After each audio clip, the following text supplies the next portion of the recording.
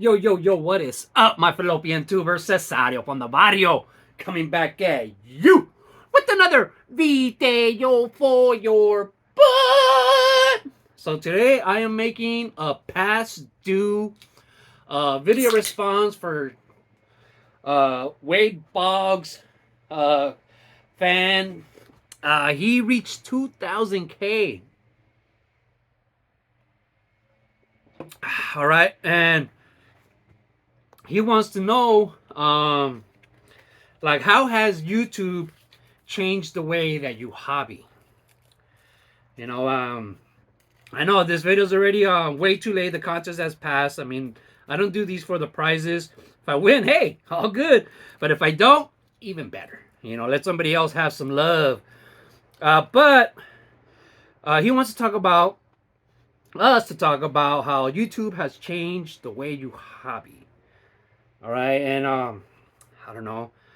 I thought about it a couple times, and it's like it really hasn't changed the way I hobby, but it has changed certain aspects of my hobby. I can say it's added to my hobby, but I don't think it's changed my hobby. Since I was a kid, I was basically putting together sets. That's what baseball card collecting was to me. It was buying packs, and then putting them into sets. And so, you can see all my binders behind me of sets. And so, as a kid, since like 86, I was putting sets together, and keeping them in shoe boxes, how everybody had it back then. So it's been a while since I've been collecting, man, since I was a kid. And I mean, I think I can honestly say the way I collect hasn't changed much. I still put sets together. And if I get a good lump of money, I try to buy a card of one of my favorite players. And I still basically do the same thing now, except maybe, the budget is a little bit bigger. My budget went from 25 cents or 50 cents a week, to a little bit more than that. Not much now when I really think about it. Where's my lighter? But we'll talk about things that YouTube has enhanced in my hobby. So we'll have to start talking about, like, from when I got on YouTube. So when I got on YouTube, YouTube was very different than what it is right now. It seemed like there was very, very, very few card collectors. And honestly, I think majority of them were football collectors when I first started watching. A lot of them were really heavy into football. Man, this weed's a little wet. All right, and it was pretty cool, and it was just basically people showing their cards. There wasn't people selling cards. There wasn't people flipping. You might get an occasional here and there, but nothing like today. So it was very simple. YouTube was very simple and very limited. Seemed like everybody that was on YouTube when I first started had money. That's one thing I remember. It seemed like all of them had money. Like, everybody was buying $300, $500 cards. And I think there was a keeping with the Joneses thing kind of going on back then too, to tell you the truth. All right. So I watched YouTube for a couple of years, but I didn't have an account. I had an account, like, just to get on, that my son opened up for me. But I couldn't comment, and I never uploaded any videos because back in my old house when I started my YouTube, I used to have this thing called the slash room, because that room, my wife, when we got that house, when we were renting there, she said, well, that'll be your card room. But then the washer and dryer hookups were there. So it became my card room / laundry room. And then And then, but so we painted the house, went to the thrift store, bought some fancy ass furniture. Yes, you can still find some fancy ass stuff sometimes. Um, and she said, I don't want a TV in the living room. So the living room was just all decoration. We didn't hang out. Same thing with our dining room. It was seemed like it was more for show. We really didn't eat there. So the TV went into my card room. So it became my card room slash laundry room slash living room, slash everything. My daughter, she would have band practice, and she would have it in there in my room. So it became a slash, band practice room. And so my son, he had his PlayStation 4. It was PlayStation 4 back then. He had it in there, so that's how I was able to watch YouTube on the TV. But I couldn't comment. So I would be in my room a lot. I mean, I watched so much YouTube card content, and it seemed like back then you could actually catch up to watching all the content that was available, and then have to wait till the next day for some new downloads. But not like today. You could now. It's impossible. You just can't watch everything. Not even close. All right. So, as for me, YouTube history, that was like the first generation of card collectors. And I don't know. Maybe if you ask them, maybe there was a generation before them. I don't know. I'm talking generations like 3 years. YouTube life expectancy. That's what a lot of people don't get, is like how many people have came and gone in the YouTube community since I started. Like so many. So then, once I was able to start my channel, like a new wave of YouTubers started coming in, and it seemed like heavily it was baseball collectors who collected in the classic era of collecting, like the 80s and 90s, and then stopped once they got to college or once they got married, and they were coming back into the hobby. But it was nothing like the wave that we have now. These guys were coming back into the hobby because cards were cheap. There's a difference. Cards were cheap, so if as a kid you stopped collecting in the 90s for whatever reason, and you just have been out of the hobby all this time, and then you came back, because this is kind of what happened to me, when I started finding out about prices again. If you always wanted a Jose Canseco rookie, if you always wanted a Roger Clemens rookie, things like that, but they were too expensive for you as a kid.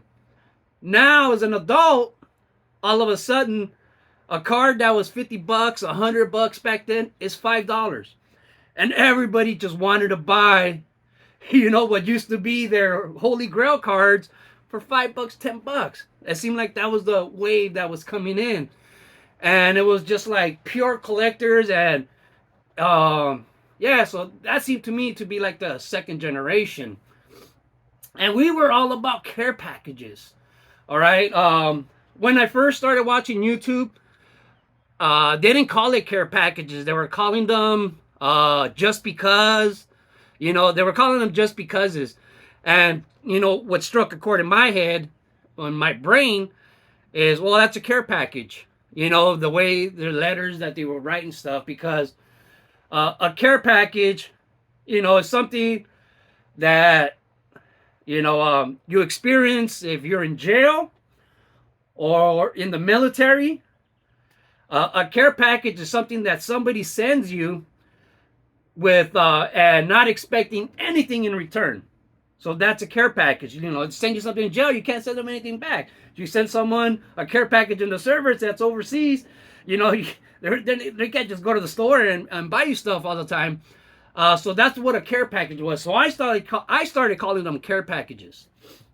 And it seemed like that name kind of stuck for a while. Same thing with like mail days. I remember mail days when I was on Instagram before I got on YouTube.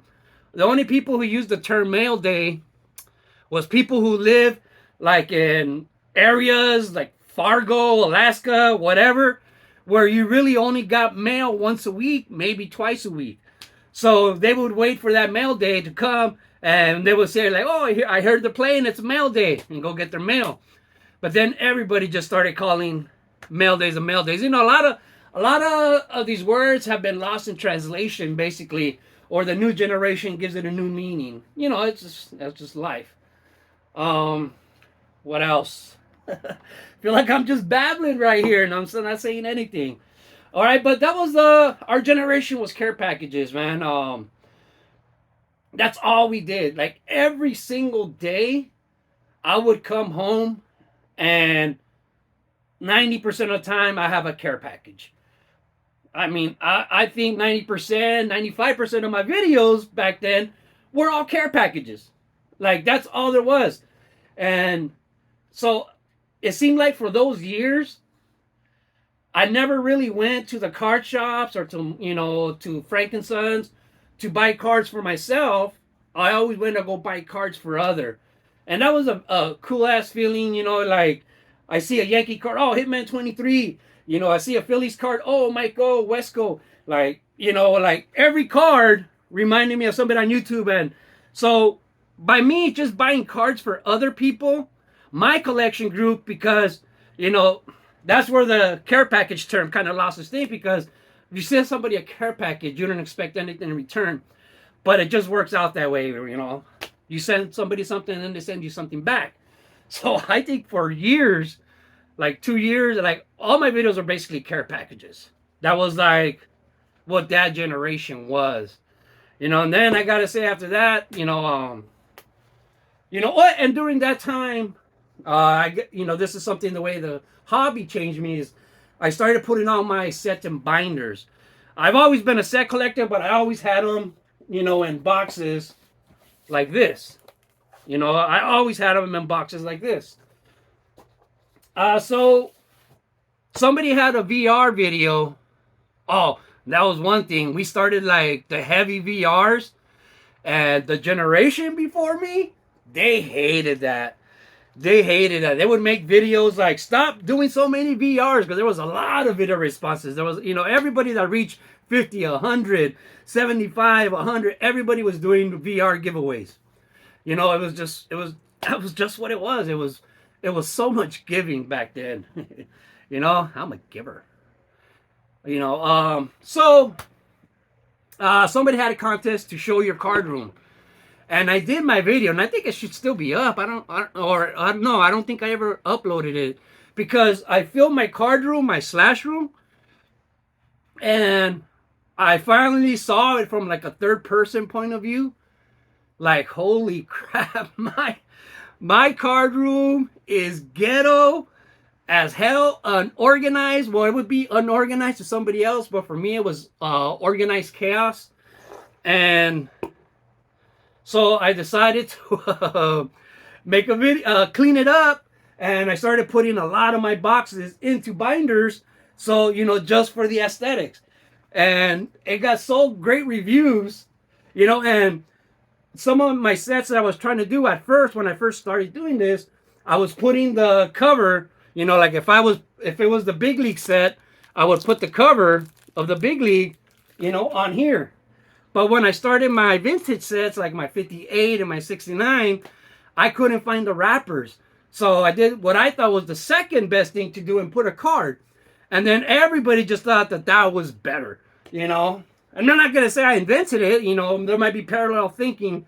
But that's something I kind of did on my own. And then later on in other videos, when I would see other set collectors, I see that others had done the same thing before me, So that's one thing that for sure YouTube has changed for me.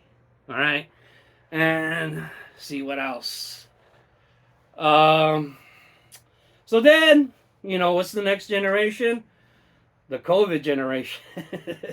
That's when the flippers came in really heavy. The flippers, that was one of the things where Mike Monahan used to say before a lot in his videos was, there's only so much money in the hobby.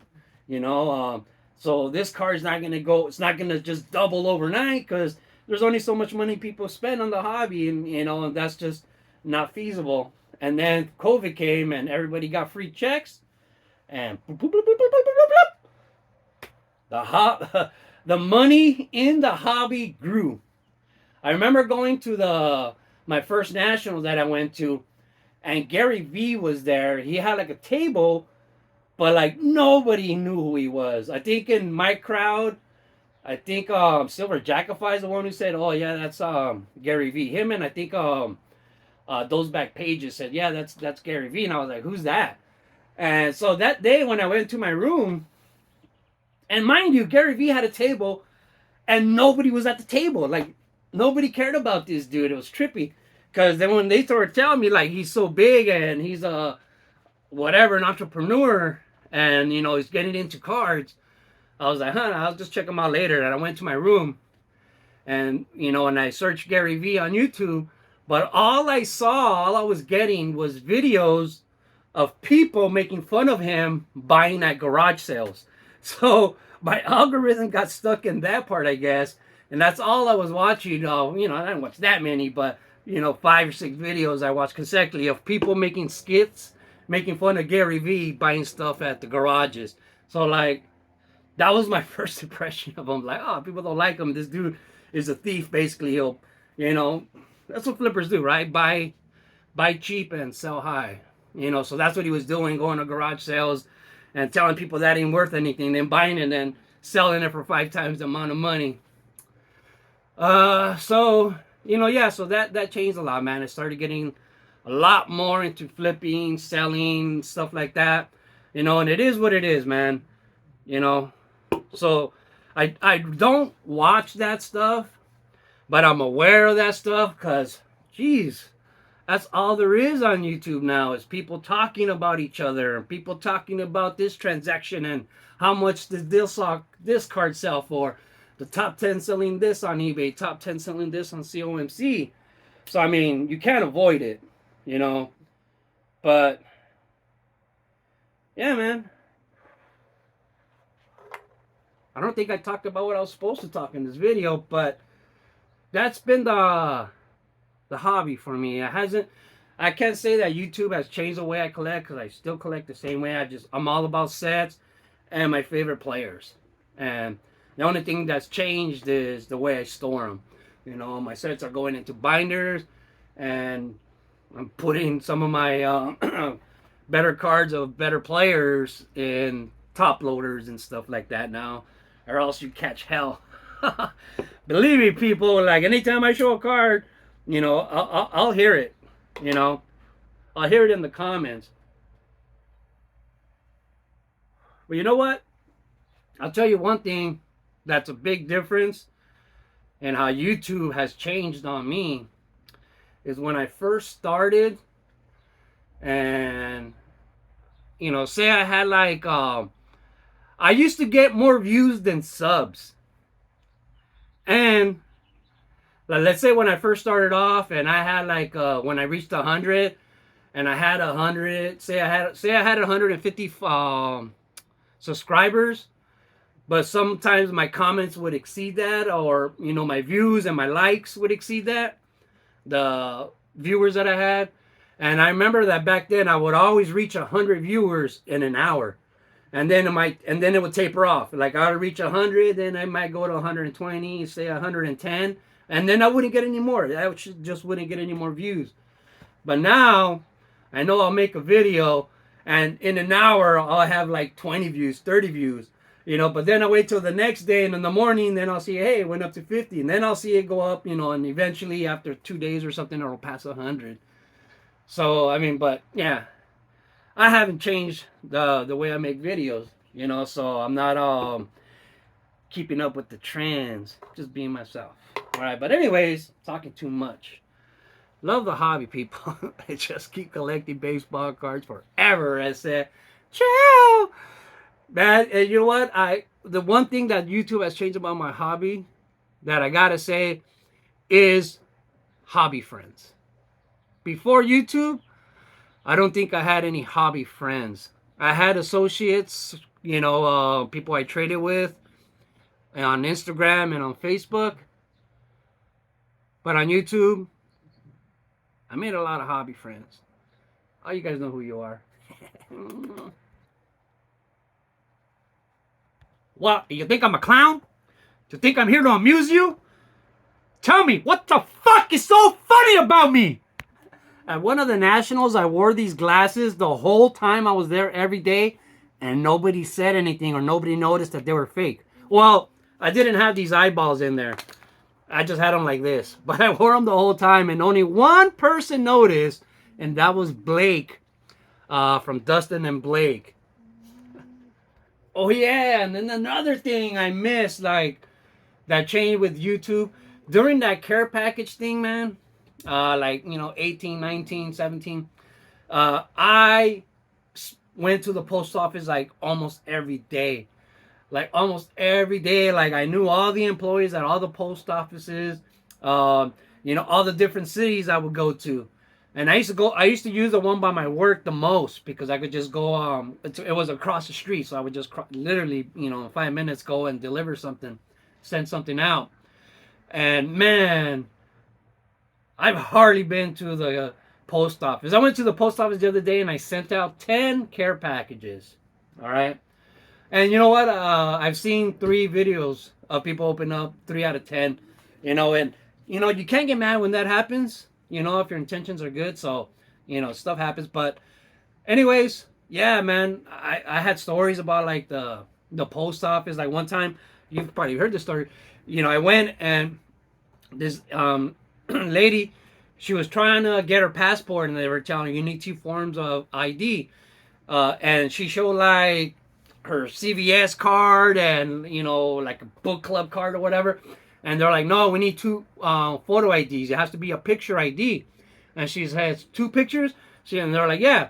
So she left. And literally like a couple minutes later, she came with like 2 pictures, like picture frames, like big, well, not this big. Not like this big, but kind of like this, framed up. Pictures of herself and one of her and her husband. And everybody was looking at each other. We're like, and we're like, lady, no, not 2 pictures, picture ID. But she came in with 2 pictures of herself. That was kind of interesting. And I don't know, man. The post office, there's so many, like, I don't want to get into some of the stories, but yeah, I do miss going to the post office a lot, But anyways, go home. Go home.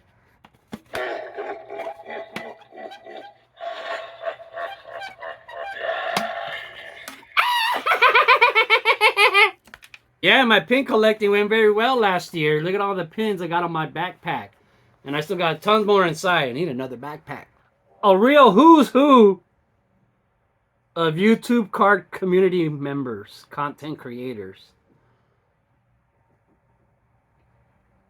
You see anybody you recognize?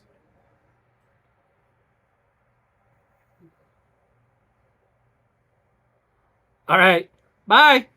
And I had this whole set of the greatest band that ever lived, Menudo. And I'll bet you $10 in food stamps that I could beat John in a nunchuck fight.